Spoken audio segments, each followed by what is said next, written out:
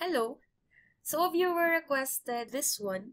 Meron kasi akong tutorial dati kung paano gumawa ng simple quiz using C# dun sa Windows Form.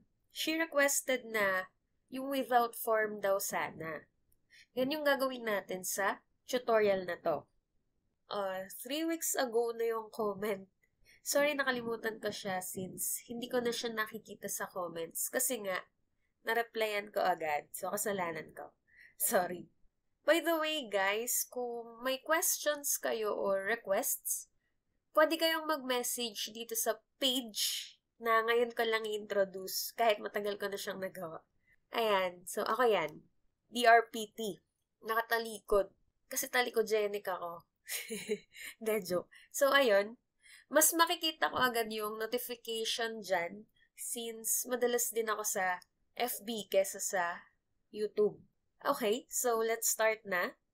Open lang tayo ng Visual Studio. Create new project. Console app. Tapos next. Project name. Console app quiz. Next. Framework. Okay na yan. Create. So, ito yung makikita nyo. Meron na agad dyan, hello world. Pwede nyo itry muna. Try natin. Run. Ito yung console window or console output window. So, ano ba yung console when it comes to programming? So, text-based interface siya para makapag-interact tayo with our computers. Hindi siya gaya ng Windows application na may visual elements like buttons, menus, and so on. So, for example, magkakaroon tayo ng 3 questions with 3 options. First, arrays muna tayo. Let's create an array. String, open and close square brackets, variable name, questions, is equal to, open and close, curly brackets, semicolon. Yan muna. Questions yung name ng array and string yung data type. Diyan natin i-store yung mga questions. Next, we'll create another array para naman sa options. Ganun lang din. Papalitan lang yung variable name. Diyan naman natin i-store yung options. This time, yung variable name is options. Last array, para naman sa correct answers. Copy-paste na lang, tapos palitan natin yung variable name. Correct ans. Okay na tayo sa arrays. Next, declare lang tayo ng variable para sa score. Gusto ko kasi di-display niya yung score ko pagkatapos ng quiz. Int or integer, score, name ng variable, tapos set muna natin sa 0. Okay? After that, lagyan natin ng laman yung arrays. Create tayo ng questions. Isip muna tayo ng questions. Ano ba pwede? Science na lang. First question, what is the chemical symbol for the element gold? Yan. So, nakapaloob siya sa double quotes. Dahil nga string siya. Yan yung first question, comma. Second question, what is the powerhouse of the cell? Okay. Comma. Tapos, last question,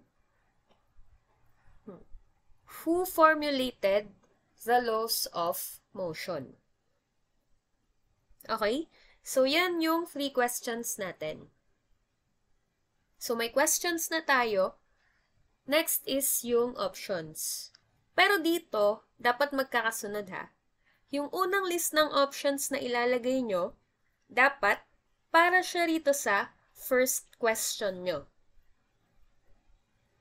Tapos, yung pangalawang list ng options, syempre dapat dito siya sa pangalawang question. And ganun din sa pangatlo. Huwag niyong irarumble yan kasi magkakamali kayo. So, gawa na tayo ng options para dito sa first question. What is the chemical symbol for the element gold? A, AU. B, ano ba yung B?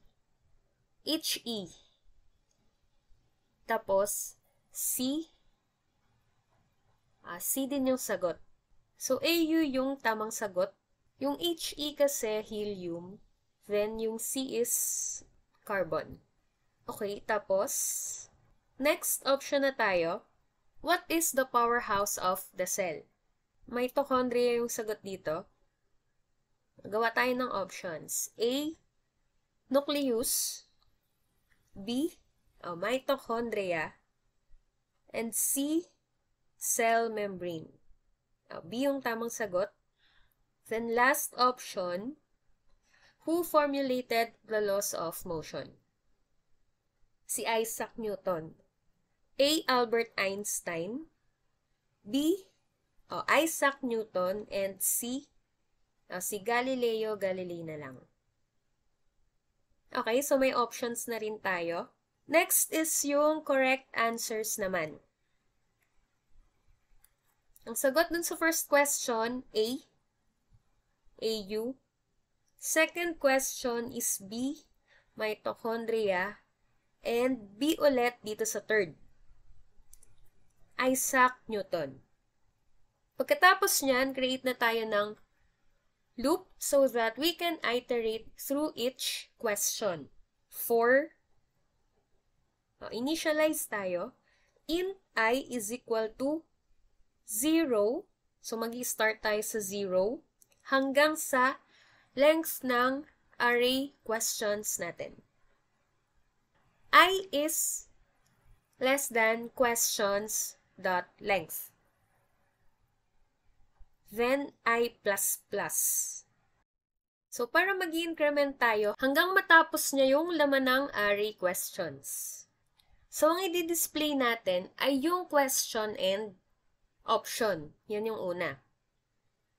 Console.writeLine.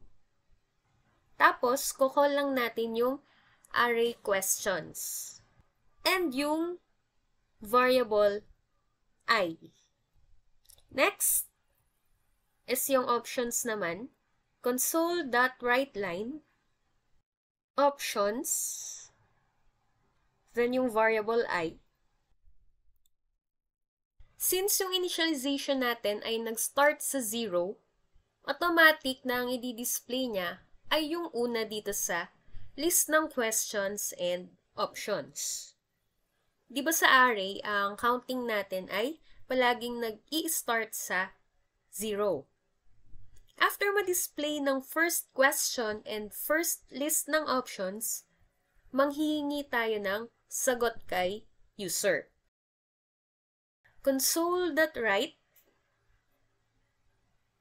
answer. Yung sagot na ibibigay ni user, i-store natin siya ngayon sa variable para ma-compare natin siya dun sa tamang sagot. String user ans na lang, is equal to console.readLine. Gamit tayo ng toOpera function to make the comparison case insensitive. Sunod naman is yung checking na ng answer and updating ng score. Gamit tayo ng if statement. If user ans is double equal to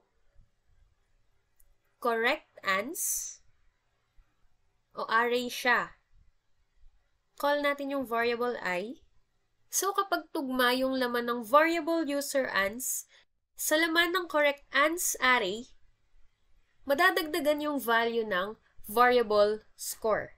Pero display muna tayo ng text na tama yung sagot natin. Console.writeLine, correct. Okay. Then, score plus plus. Kapag naman mali, display tayo ng message. Else, console.writeLine,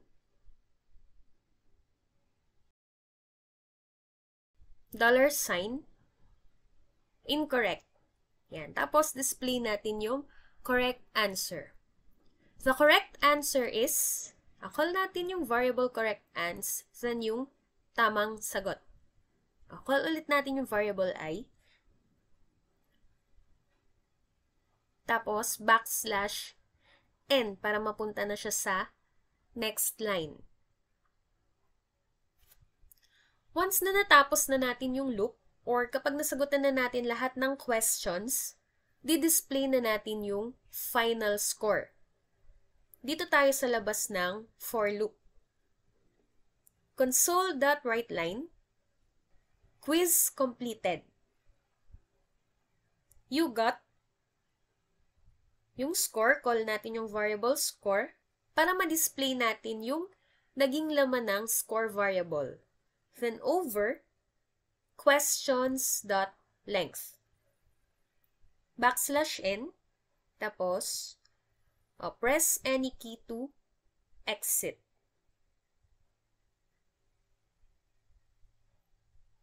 Console.readKey. So that kahit anong key ang i-press ni user, the program will exit. Let's try. Run. First question, what is the chemical symbol for the element gold? AU, HE, or C? So, ang sagot is A. Correct. Next question. What is the powerhouse of the cell? Nucleus, mitochondria, or cell membrane? B yung sagot, pero try nating magmali. Alagay natin A. Ayun. Incorrect. The correct answer is B. B daw. Di ko na tama. Last question. Who formulated the laws of motion? A. Albert Einstein, B. Isaac Newton, C. Galileo Galilei. B. Isaac Newton. Correct. You got 2/3. Nagmali nga kasi tayo ng isa. Pero perfect dapat tayo eh. Nagreklamo pa eh. Kala mo hindi siya yung gumawa. Quiz completed. Press any key to exit. Pindot tayo. Nag-close na. So, ganun lang gumawa ng quiz using console app. I hope na nakatulong ulit ako sa inyo guys. Thank you for watching.